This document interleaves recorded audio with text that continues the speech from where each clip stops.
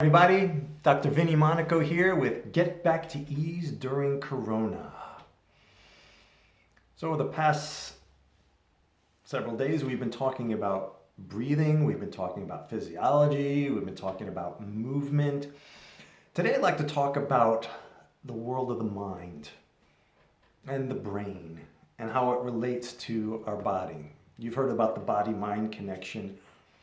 Well, what we're about in the clinic and also in my personal life is the body, mind, and spirit.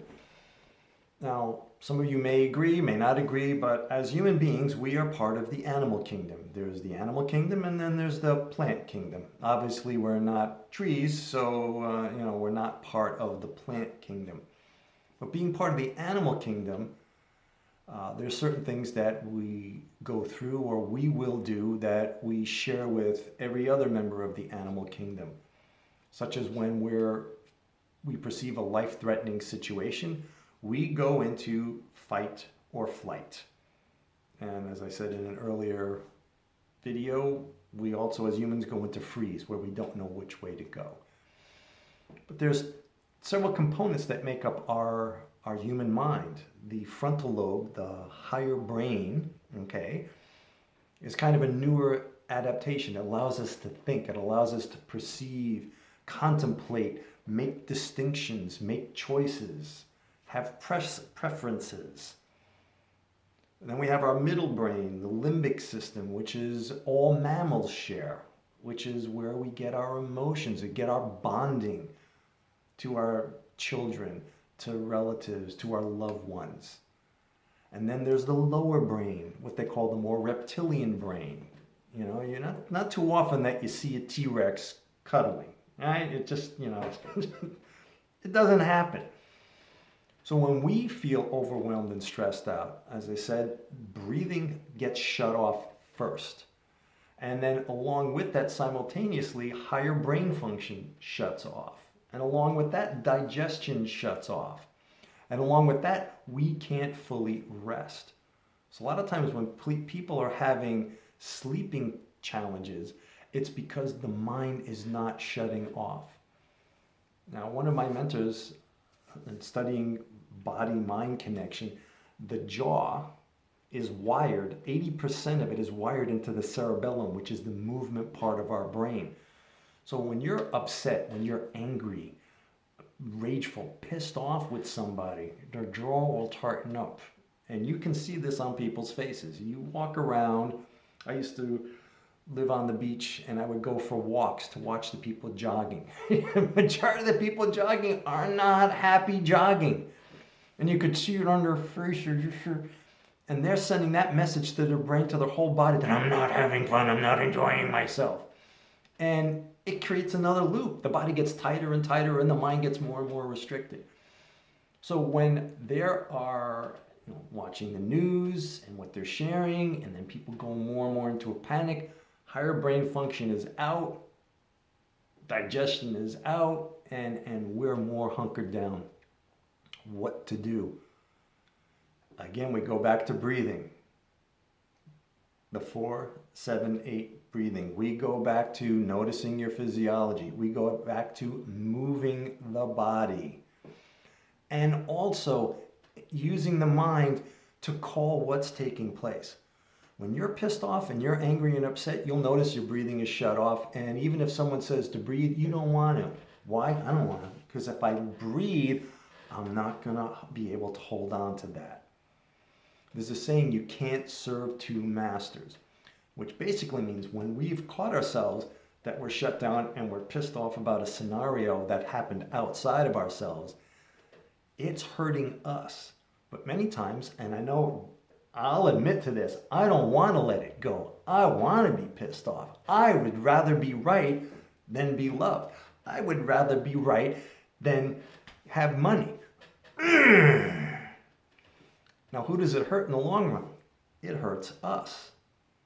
So whenever you find yourself in a panic, unable to think straight, it's just call a time out and give yourself the chance to just recover. Go for a walk in the woods. I highly recommend nature. Look, nature's been around for how long? a very long time. We are part of nature. So the best course of action to take is go for a walk. Why?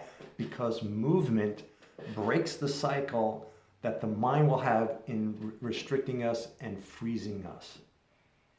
A walk in the woods, walk up, climbing rocks, climbing trees, a walk on the beach. I like the beach for the fact that because of the waves crashing, even if it's Long Island Sound, it creates a stimulation in the air, and they call negative ions. Now, why it's called negative ions, but they're beneficial. You think it should be called positive ions. If it's going to make you feel positive, it should be positive ions. Positively charged ions are usually what takes place around a lot of electricity, a lot of electrical appliances. So after a while, staying in the house, if you got your TV, your radio, and everything else on, and all the electricity going through, it can actually cause your immune system to decrease a little bit because there's so much stimulation. What we want to do by going into nature, fresh air, it oxygenates the body more, it oxygenates the brain more, and it has a very beneficial and calming effect on our whole physiology. Because we are bioelectrical, we are biochemical, we are biomagnetic, and our system wants to have that calmness. And many times what happens in life is we're getting hammered. And the way to demagnetize a magnet, if you've ever done scientific experiments, is you whack it with a hammer and it takes away the magnetism. How do you remagnetize a magnet? You put a lot of electricity through it and it will remagnetize. And of course, if you do that to a human being, that's called electrocution, and that doesn't work so good. But what you can do is when they're around other people that enliven, empower, and inspire them, their aliveness comes back. You can see it in the eyes. The lights get switched on and the person is ready to go enjoy their life. So through this crisis, whenever you notice your energy level being anything but fully on, notice that something or someone has gotten to you and kind of knocked your lights out a little bit. Only thing to do is notice it, acknowledge it, appreciate it for being there, and go back to what we said before. How's your breathing? How's your posture? How's your movement? Take a walk in the woods. Take a walk on the beach. Climb a rock. Climb a tree. Or climb on tall people. I don't know. Any giants around? Let's climb up the beanstalk. Till next time, this is Dr. Vinnie saying, any questions you have on your body, your mind, how to get more at ease, that's what I'm here for. Private message me, email me, drvinniemonaco@gmail.com, phone me 203-275-7559. I'm here to help you get back in tune with you, get back to ease. When your body's at ease, not that life becomes a breeze, but it can. We're going to get through this. Stay strong, stay healthy, stay calm, and I look forward to seeing you soon. Take care.